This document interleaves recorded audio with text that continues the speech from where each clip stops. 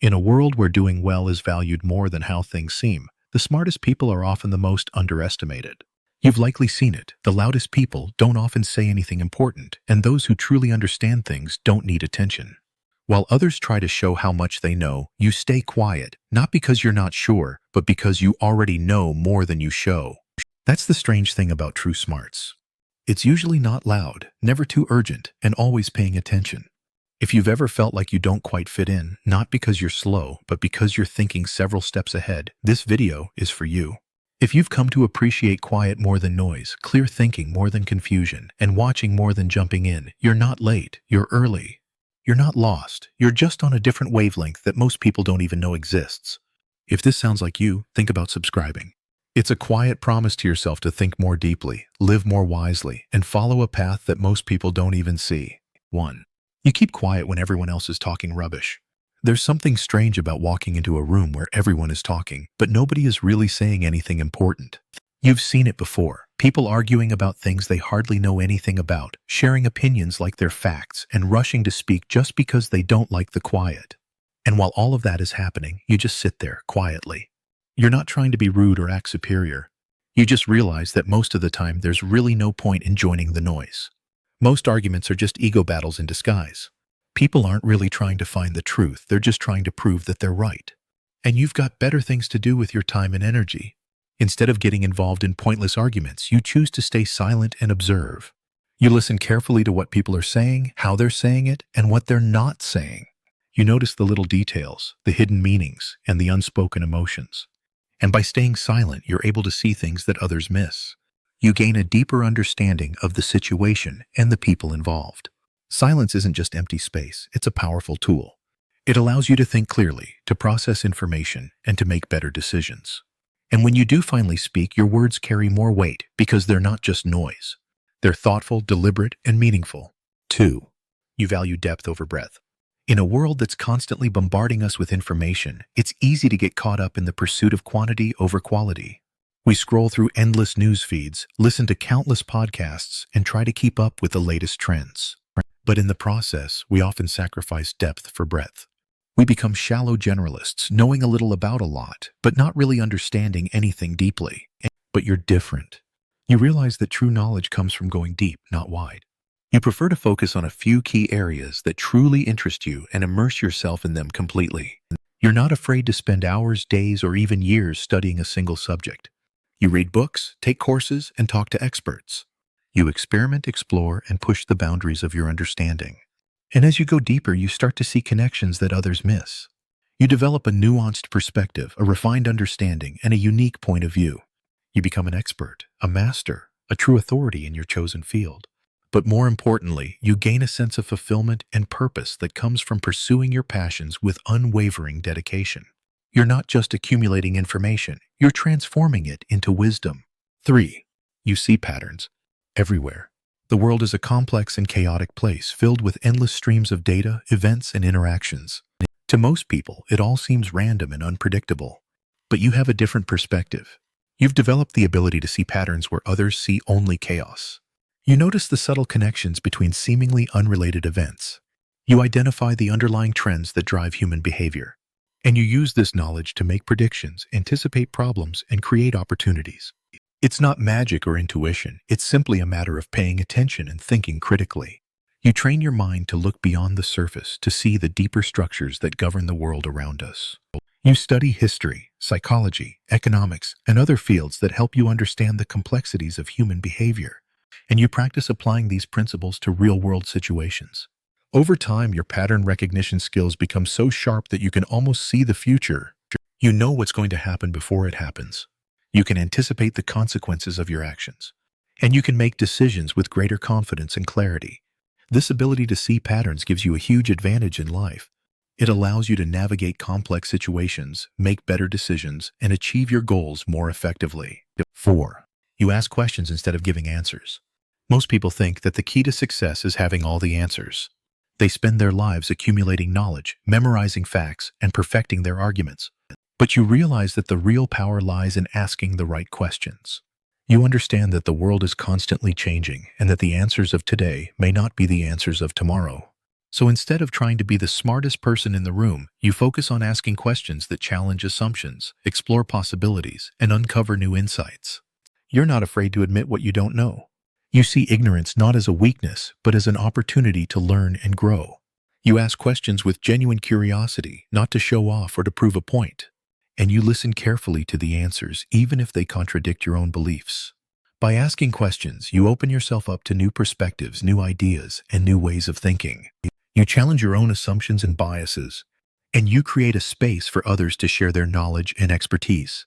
This approach not only makes you smarter, but it also makes you a better communicator, a better leader, and a better human being. 5. You think in decades, not days. In today's fast-paced world, it's easy to get caught up in the short term. We're constantly bombarded with news, updates, and distractions that demand our immediate attention. We focus on what's happening right now without thinking about the long-term consequences. But you have a different perspective. You realize that true success requires patience, perseverance, and a long-term vision. You think in decades, not days. You're not just focused on what you want to achieve today or tomorrow. You're thinking about what you want to achieve in 10, 20, or even 50 years. You set ambitious goals, but you don't expect to achieve them overnight. You understand that building something great takes time, effort, and dedication. You're willing to make sacrifices in the short term to achieve your long-term vision. You don't get discouraged by setbacks or failures. You see them as learning opportunities, as stepping stones on the path to success. You stay focused on your goals even when things get difficult. You maintain a positive attitude even when faced with adversity. And you never give up on your dreams, no matter how long it takes to achieve them. This long-term perspective gives you a huge advantage in life. It allows you to make better decisions, avoid impulsive mistakes, and stay focused on what truly matters. 6. You are comfortable being alone. In a world that's constantly pushing us to connect, collaborate, and socialize, it's easy to forget the importance of solitude. We're afraid of being alone, of being seen as outsiders, of missing out on something important. But you realize that solitude is not a punishment, but a privilege. You cherish your alone time, not because you're antisocial, but because you understand the value of introspection, reflection, and self-discovery. You use your alone time to recharge your batteries, to process your thoughts and emotions, and to connect with your inner self. You meditate, read, write, or simply sit in silence. You explore your passions, pursue your hobbies, and work on your personal growth. You don't need constant validation from others to feel good about yourself. You're comfortable in your own skin, confident in your own abilities, and secure in your own values. This ability to be alone is a sign of strength, not weakness. It allows you to be more independent, more creative, and more resilient. You're not afraid to stand up for what you believe in, even if it means standing alone. You're not afraid to pursue your own path, even if it means going against the crowd. And you're not afraid to be yourself, even if it means being different from everyone else. 7. You don't seek attention. In today's attention economy, everyone is vying for our eyeballs. We're bombarded with ads, promotions, and clickbait headlines that are designed to grab our attention and keep us hooked. Social media platforms reward users who post the most outrageous, controversial, or attention-grabbing content. And many people have become addicted to the validation and approval that comes from likes, comments, and shares.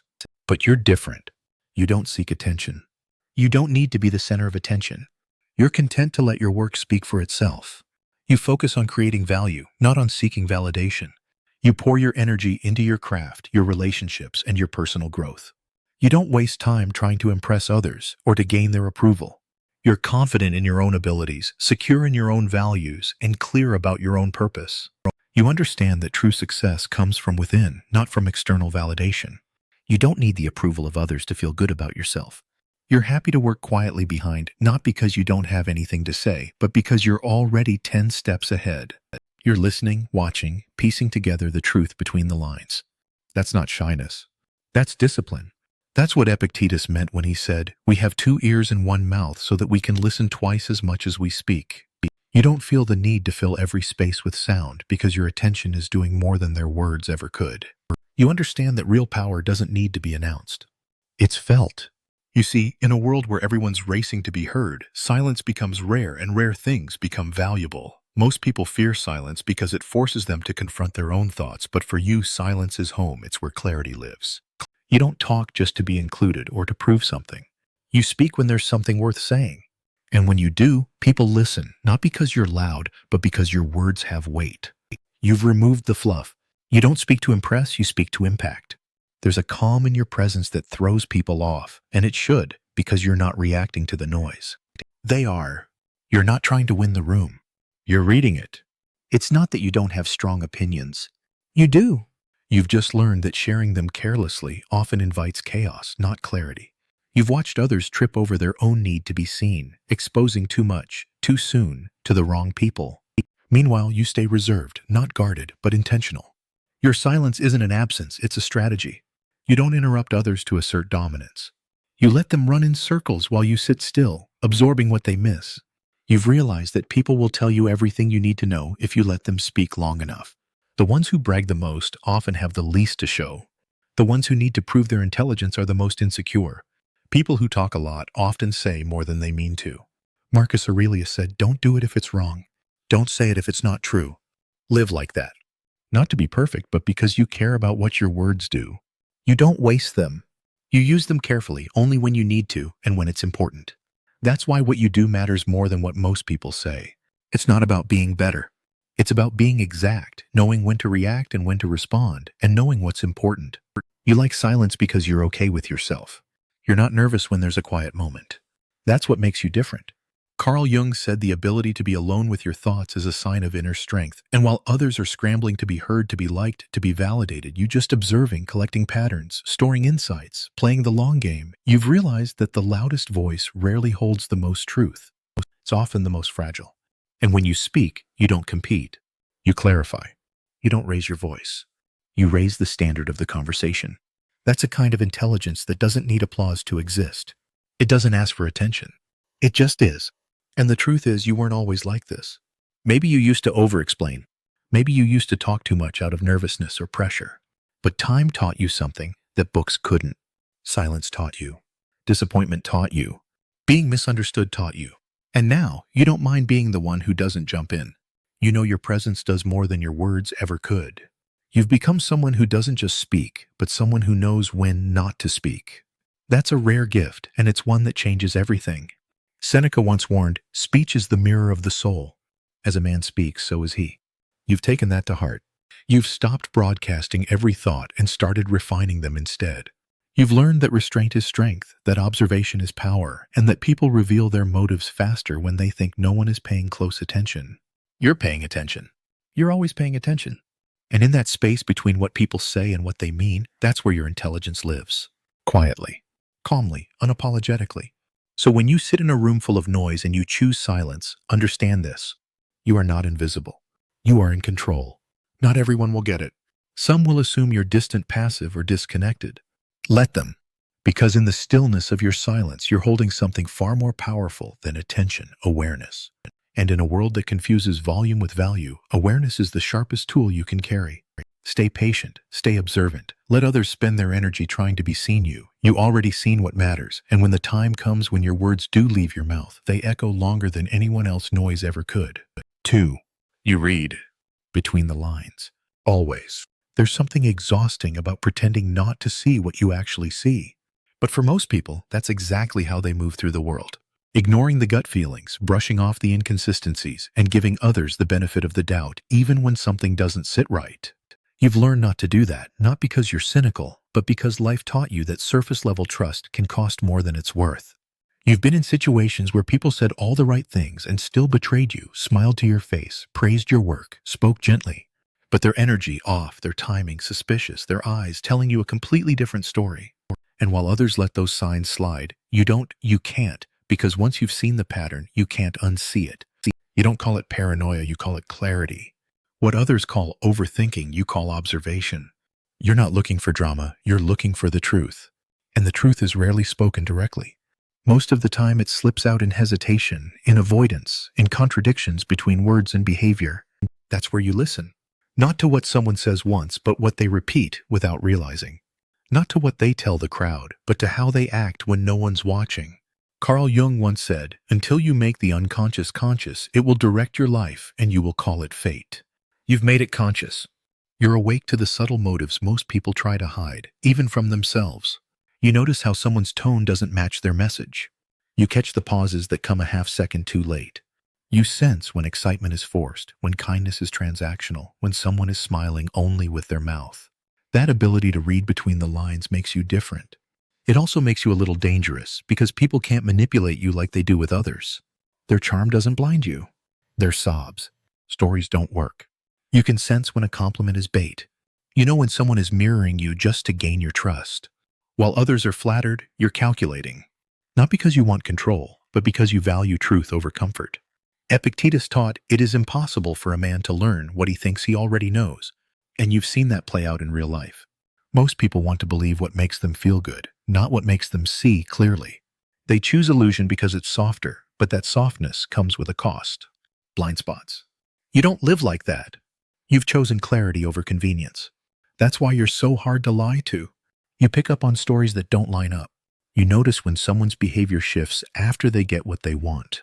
You can tell when someone's pretending to care. It's not even something you try to do. It's just how you process the world now. And no, it's not always fun. Sometimes it's lonely being this aware. You notice manipulation in conversations that others think are harmless. You pick up on hidden resentment in smiles that everyone else calls friendly. You catch the shift in body language that signals jealousy before anyone says a word. It can feel like carrying a radar that's always on, but at the same time, it's a shield. It protects you from being fooled, from giving your energy to people who only want to drain it, from trusting too soon, too easily, too deeply. Seneca once said the greatest remedy for anger is delay. And you understand that deeply because your instinct isn't to react, it's to observe. When someone crosses a line, you don't explode. You file it. You analyze it. You study what made them do it and whether they'll do it again. You let people show you who they really are without rushing to define them. You wait. You watch. And when it becomes clear that their intentions are off, you step back, not dramatically, but deliberately. You don't need to expose them publicly. You just stop giving them access. That quiet boundary is something most people never see coming. You also don't romanticize people. You don't fall for potential. You pay attention to patterns. If someone shows you inconsistency, you believe them. If they say all the right things but live the opposite, you believe their actions. And when you feel that something is off, you trust that instinct. Not because you want to assume the worst, but because your life has proven it right too many times to ignore. Socrates said, "The unexamined life is not worth living." You've turned that inward and outward. You examine people, not to judge, but to understand. And in understanding, you've become unshakable. The truth is, this level of perception isn't something most people are ready for. They want to be seen, but only the version of themselves they carefully curate. They want acceptance, not reflection. But when they're around you, they feel something different. They feel exposed. Not because you're judging them, but because your presence mirrors back what they're trying to hide. And that's not always welcomed. You might be called intense, distant, hard to read. But that's just what it looks like when someone refuses to play the surface-level game. Marcus Aurelius reminded us, never esteem anything as of advantage to you that will make you break your word or lose your self-respect. And that includes pretending not to notice what's right in front of you. You've made a commitment to truth, even when it's uncomfortable, even when it isolates you, even when it hurts, because nothing is more dangerous than self-deception, and nothing is more powerful than seeing clearly. So yes, you read between the lines, not because you're suspicious, but because you're awake. You've trained your mind to ask, what's behind that smile? What's the motive under those words? What's not being said here? And in asking, you protect yourself. You guide your choices. You avoid traps that others walk straight into. You don't do this because you're cold. You do it because you've seen what happens when you don't. And now, you live differently. You listen deeper, you speak less, and you see everything. 3. Your curiosity isn't just cute, it's strategic. Some people scroll through life passively, just taking things as they are, rarely stopping to ask why. Why does this work? Why does that fail? Why did that person say what they said? And why did it bother me more than it should have? But not you. You don't just accept what's given, you take it apart. You question everything. You look under the hood, you watch a video, and you're not just entertained. You're studying the pacing, the hook, the editing choices. You hear a compliment, and you don't just smile. You ask what prompted it, what's behind it, where it's going. That kind of mind doesn't rest. It digs, it dissects, and it turns curiosity into clarity. This isn't about being clever. This is about being intentional. You're not curious for fun. You're curious because you want to understand. You want to know the rules of the game, not so you can follow them blindly, but so you can break them wisely. You study patterns. You reverse engineer success. You look at outcomes and trace them back to their origin, not because you want to copy others, but because you want to build your own system that works even better. And that's rare. Carl Jung once said, "Your vision will become clear only when you can look into your own heart." Who looks outside dreams. Who looks inside awakes. But you do both. You observe the outside world obsessively, its rhythms, its loopholes, its incentives, and then you filter it through your own internal compass. That's how you stay ahead without losing yourself. People often mistake your intensity for being over-analytical. But what they don't understand is that your curiosity isn't chaotic. It's strategic. You don't ask random questions. You ask the right ones. Questions that open doors. Questions that expose weak spots. Questions that lead to leverage. You want to know how influence works, how attention moves, how systems fail. Not just because it's interesting, but because it tells you where to aim your energy. It tells you what to avoid. It tells you what to build next. And while others chase shortcuts, you busy studying the entire map because you know the fastest route isn't always the safest one. Seneca wrote, "If a man knows not to which port he sails, no wind is favorable." That the difference between shallow curiosity and yours. You're not just drifting through ideas. You're navigating toward mastery. Your curiosity gives you direction. It teaches you how to see. Most people live on autopilot. They consume, they react, they forget. But not you. You're documenting in your head. You're making mental models, testing scenarios, adjusting your thinking in real time. You don't read for entertainment. You read for strategy. You're not watching to kill time. You're watching to decode something. And because of that, you're always learning, even when no one notices. And this kind of mind can be exhausting, can't it? Sometimes you wish you could shut it off to just enjoy something without needing to analyze it. But it's not in your wiring. You've trained your brain to be alive. And the reward?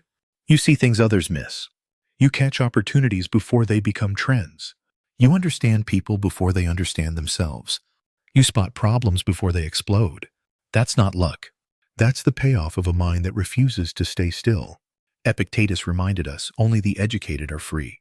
And what he meant wasn't just about schools or degrees. He meant that true education, real self-education, frees you from dependency. When you're curious, relentlessly and intentionally, you no longer wait for someone else to give you the answers. You go find them.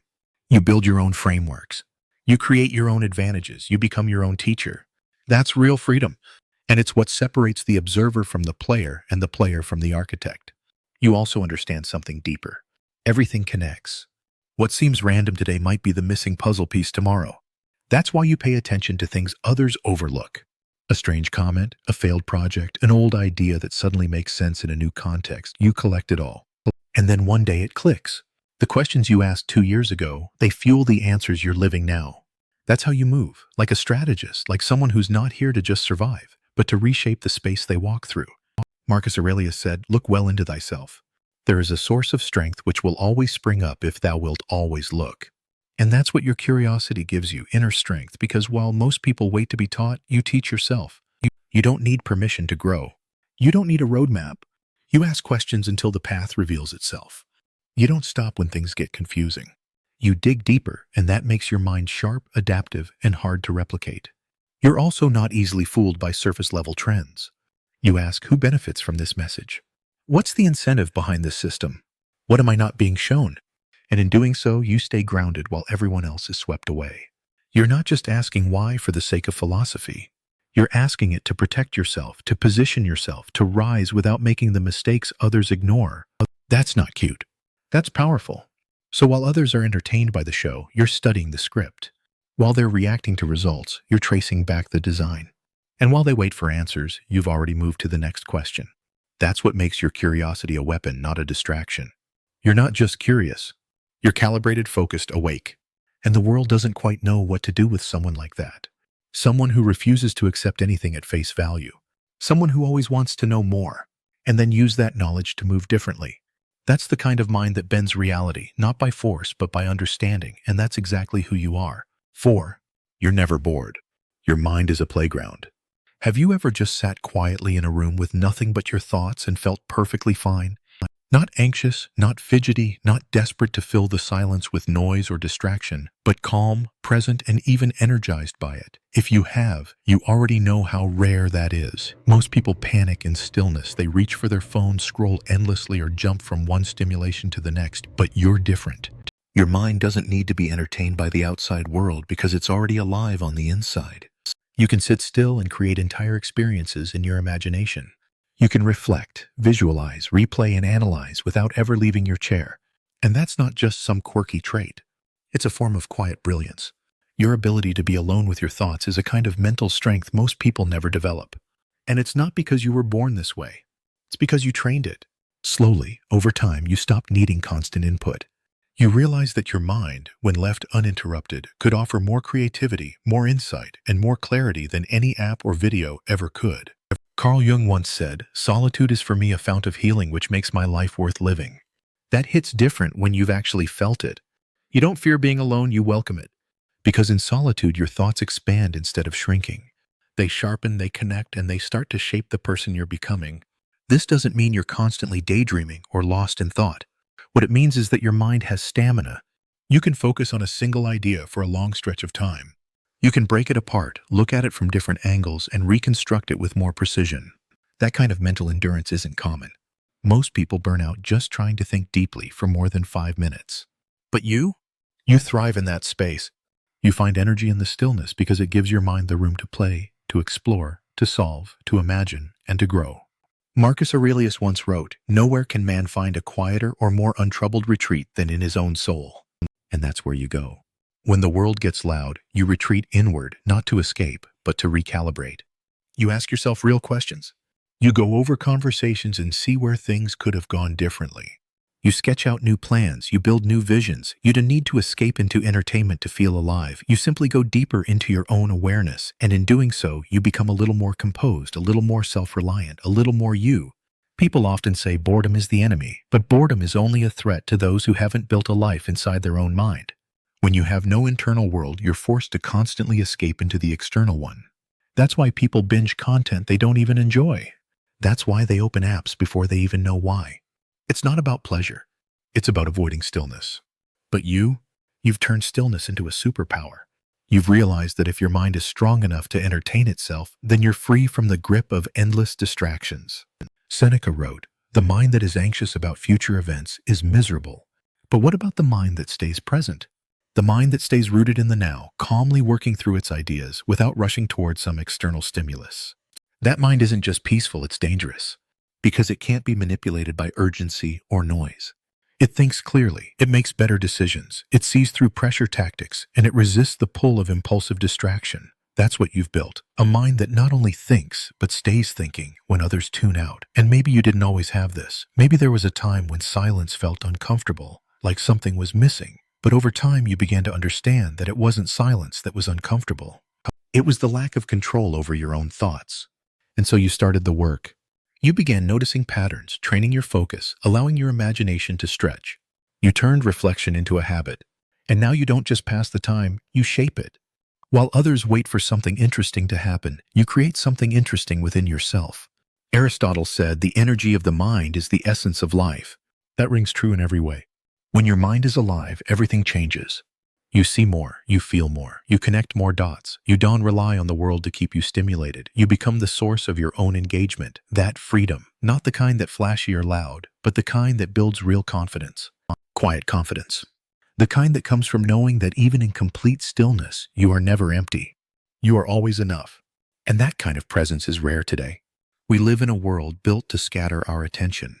Every second, there's a new notification, a new alert, a new "you should look at this." But the fact that you can resist all of that and sit with your thoughts, that's not just powerful, that's revolutionary. It means you're not controlled by the system. You're observing it. It means you're not reactive. You're intentional. It means you're not lost in distraction. You're present with purpose. So the next time someone wonders how you stay so calm, so composed, so steady, it's because you've made your mind your home. And homes like that don't crumble under pressure. They don't need noise to feel alive. They don't need chaos to feel relevant. They grow stronger in silence. They sharpen in solitude. And they evolve, not through external validation, but through internal transformation. You're not just someone who can handle boredom. You're someone who rarely even feels it, because your mind is always working, always exploring, always deepening. And that's not just a personality trait. That's a sign of mastery in motion. Keep nurturing that, because in a world that's constantly trying to pull your focus outward, your ability to turn inward is your greatest source of power. 5. You don't brag. You just move in silence. Some people walk into a room and immediately try to take it over. They talk louder. They name drop. They repeat facts they half remember from books just to look impressive. But then there's you. You sit back. You let others speak. You let them fill the space with noise. And while they're busy trying to be seen, you're seeing everything. It's not that you don't have something to say, it's that you've learned to say it when it matters. That kind of control doesn't come from insecurity or fear, it comes from power. A quiet kind. A disciplined kind. You figured out that proving your intelligence is one of the fastest ways to lose your power. Once you try to convince people you're smart, you've already given them too much. You've handed over your energy. You've made your value dependent on their recognition. That's not your game. You don't want to be known. You want to be effective. And the most effective people? They don't broadcast their every move. They just make moves and let the results do the talking. Seneca once wrote, "It is not the man who has too little, but the man who craves more that is poor." And craving recognition is one of the most subtle forms of poverty. When you need others to validate you, you become a prisoner to their opinion. But you've trained yourself to let go of that. You've stopped needing to impress. You've stopped correcting people just to feel smarter. You've stopped chasing applause. And in that silence, you've become more powerful than you ever were when you were trying to be seen. You don't correct people mid-sentence to show what you know. You don't flaunt your resume or your achievements. You don't post every win. You let people think you're simple until they realize too late that you've already moved ahead of them. That's not deception. That's strategy. You've accepted that being underestimated is a gift. Carl Jung said, "The most dangerous things are not those that shout, but those that whisper." And that's exactly how you operate. Low volume, high impact. You've outgrown the need to shine in every room. You've realized that not every room deserves to see your light. There's strength in restraint. There's wisdom in holding back. And the truth is, those who talk the most often act the least. Those who need constant attention are usually running from something inside. But you've made peace with yourself. You don't need the spotlight to feel important. You know who you are even when no one's watching.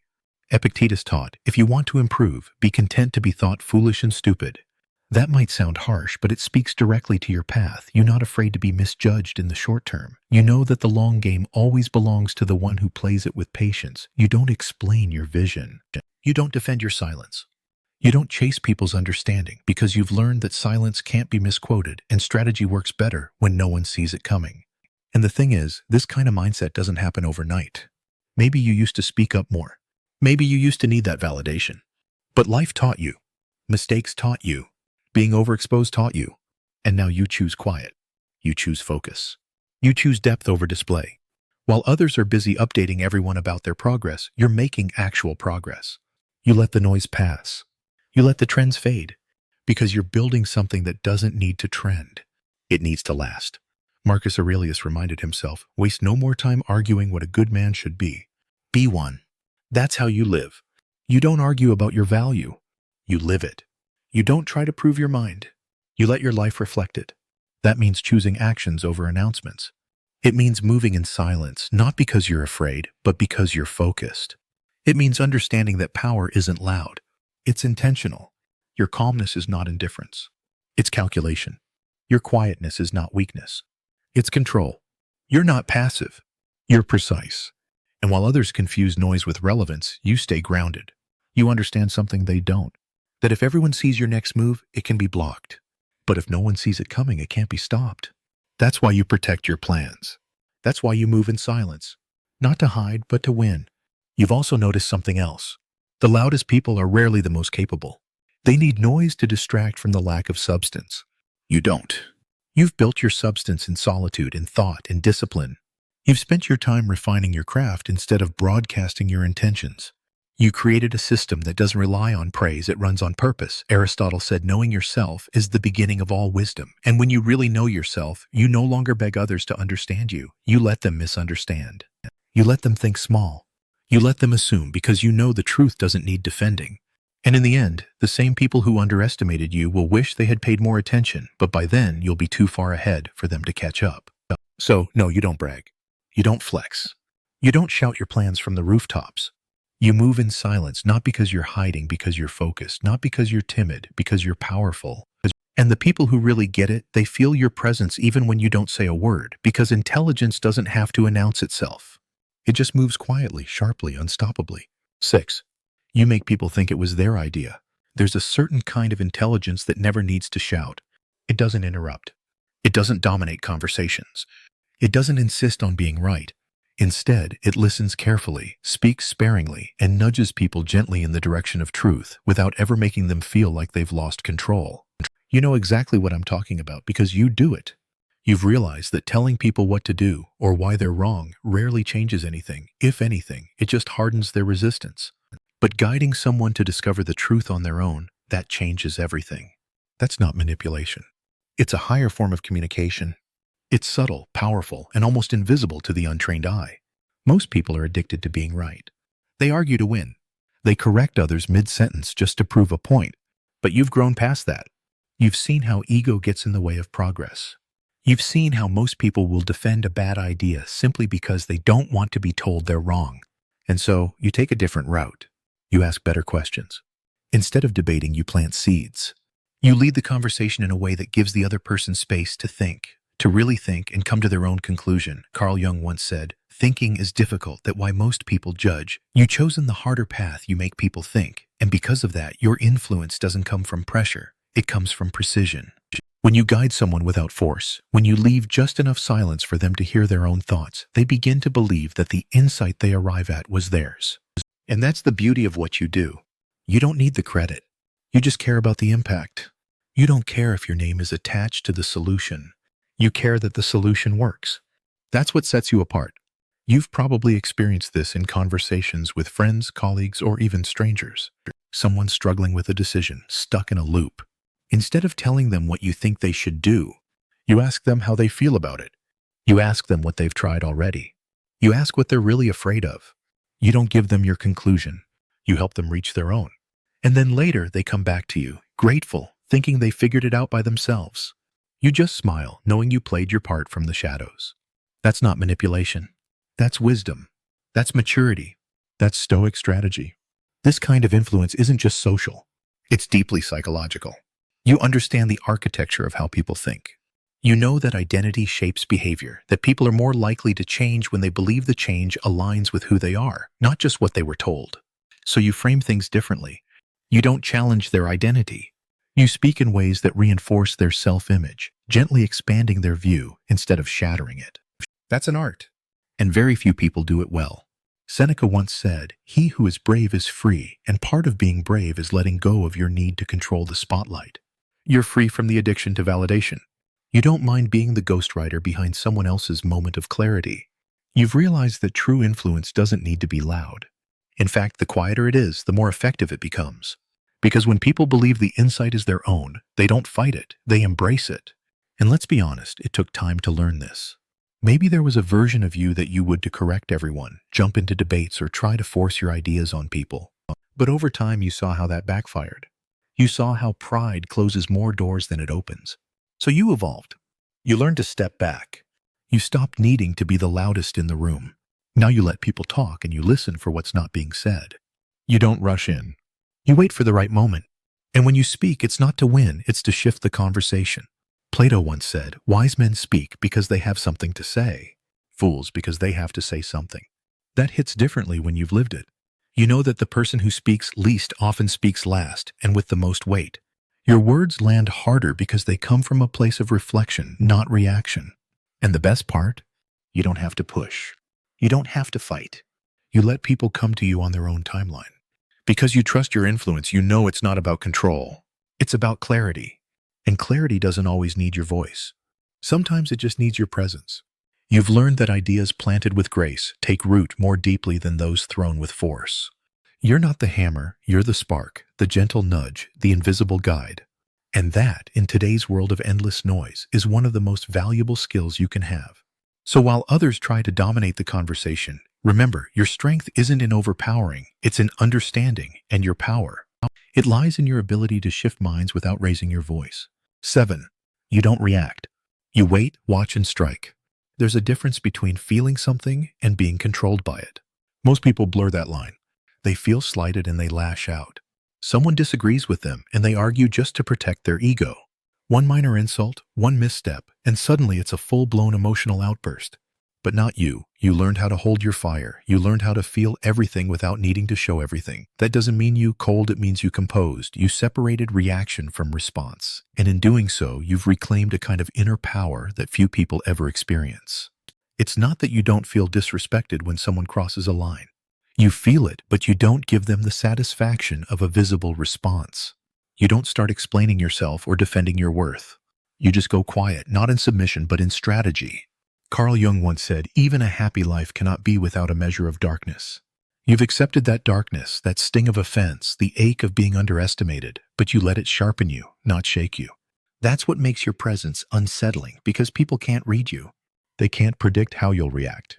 They can't use your emotions against you because you don't hand them over. You've learned that reactivity is a form of weakness. When you react immediately, you're not in control. The situation is. The other person is. And that's not how you operate. You've developed something stronger than a quick comeback. You've developed patience. Not passive patience, but calculated delay. You let people show their true colors without interrupting them. You give them space to overplay their hand. And when the time comes to respond, your words don't just land, they cut. Seneca wrote, "A sword never kills anybody. It is a tool in the killer's hand." That's how your mind works. Your silence is the sheath. Your thoughts are the sharpening stone. And when you move, it's never out of emotion. It's out of precision. This kind of control is rare. In a world where everyone is taught to speak their mind in every moment, restraint is often misunderstood. People think you're avoiding conflict, but you're not.